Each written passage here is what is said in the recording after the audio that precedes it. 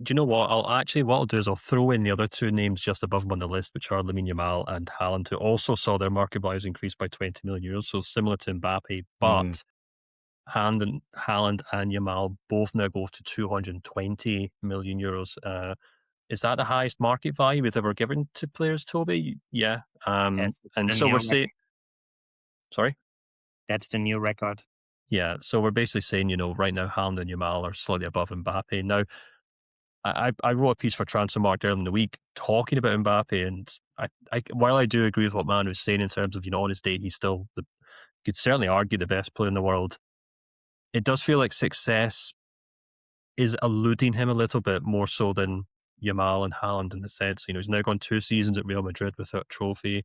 Um, didn't win the World Cup with France there, and as I said in the article, he's going to go back to Madrid where it's Jose Mourinho's in charge, which is a huge risk for Real Madrid. That might end up blowing up in smoke.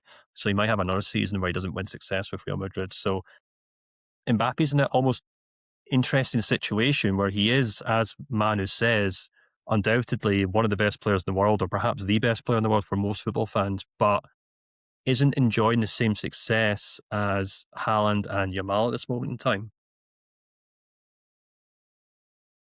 I think it's you can find for all three players, Haaland, Yamal, Mbappe, reasons why you would love them to be the best player in the world. I also agree with Manuel. I think there are good points in it.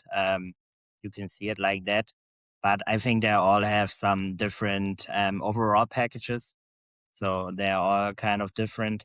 And for Lamine Yamal, I think also, as Manu said, we do an Mbappe injustice. I think some people also in this World Cup do Yamal injustice because we are so used to his performances in this age and all everything like that that we also see it's too common to be also a part of the World Cup champion as we see that's the highest level you can get.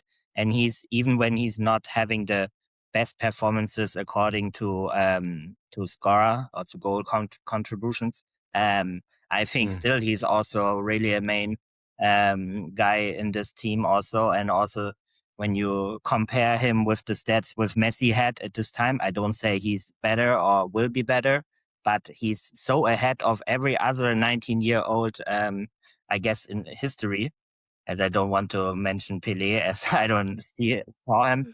But I think we are so used to him breaking standards that we also do him injustice. So, and also with Lamine Yamal, I can also say um, it's the update itself is not basically on performances because yeah, we've seen the goal contributions were not there. But when we also talk about having the fees rising this summer, and when we see 150 million for Alvarez and other players like that, then I also said and decided in this update is that this rise also affect Lamine Yamal in this case, and now he's on top together with Erling Haaland, who's also 2 years younger than Mbappe.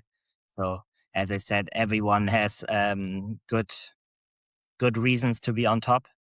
So we decided for these two on the very top and then Mbappe just behind it. But yeah, the main point was I think also um, Lamine Yamal, you can't reduce him on okay performances this time because he's so ahead of nearly everyone, in my opinion. This is beautiful because it takes us behind the scenes because this was hotly debated and the decision is what it is. But with Yamal, I've seen him now play for Spain a few times live, the Euros, Nations League, World Cup. And I've seen Messi play live and Mbappe play live and Haaland play live for the club teams and the national teams. And the one thing that I'm still missing with Yamal is when he has the ball, he will just get there, break through, and be dangerous and feared. Mbappe, when he has the ball, you right away think, "Oh my God, we're in trouble." With Yamal, I don't have that feeling. And at this World Cup in particular, he didn't really have that same sort of oomph and power that an Mbappe had when he carried France to the World Cup in 2018, also as a teenager. And that is maybe something that I'm personally still missing. And the other thing I'm missing, there were all these beautiful moments with his brother and all that. But I can't, in America, he didn't kind of break through the same way as an Mbappe did. There won't be lots of Americans now walking around with Lamine Yamal jerseys. That's just not happening because they don't see this as a Lamine Yamal team because of the way Spain play. And I think that is maybe where I think someone would pay 220 million euros for him. Don't get me wrong.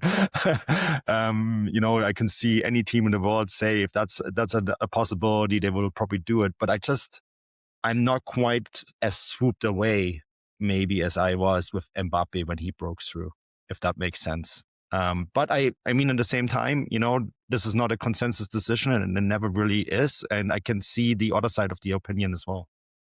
I think you also have to bear in mind that Yamal was probably still recovering from an injury for much of this tournament and still was very important for Spain. So I think you both make great points. And as you said, it gives a great insight into,